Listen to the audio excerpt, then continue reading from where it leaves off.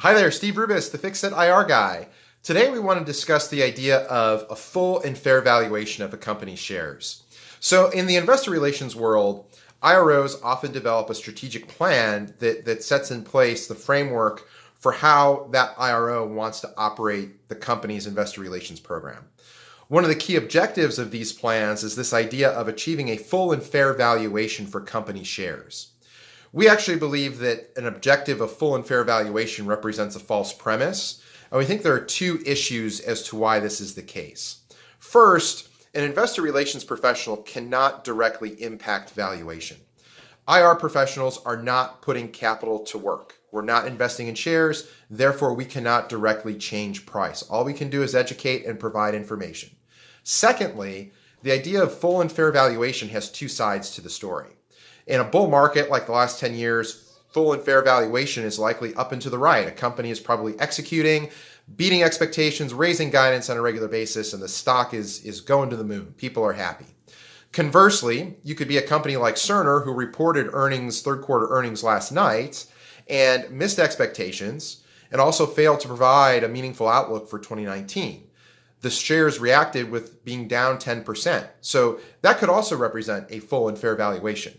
I don't know many management teams that want to provide a great review or bonus to an IRO when they're looking at a stock that's down 20 to 30% on an earnings miss and reduction in guidance. So for this reason, we think investor relations professionals need to stay away from this idea of full and fair valuation as an objective. Because again, not only can you not control it, but B, you can't guarantee the timing or the time it's going to take to unlock that valuation issue.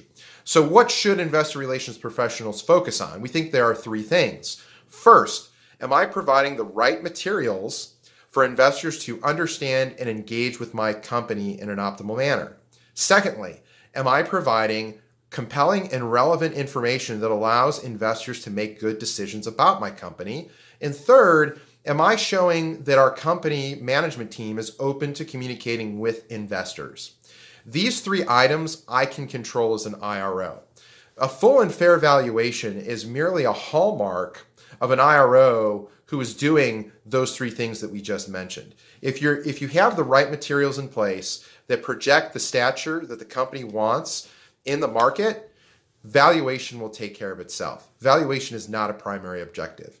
So in our next videos, what I think we're going to do is talk about the idea of how do you achieve a better valuation, who can and cannot control valuation, and then lastly, this idea that sometimes to unlock full value, you need to look at non-consensus frameworks to understand the valuation of a company. Most IROs are not equipped to do this and are probably too afraid to do this because of Reg FD concerns. So we'd love to talk to you about investor relations. Shoot us an email, rubis@raficchioir.com. Thanks for watching.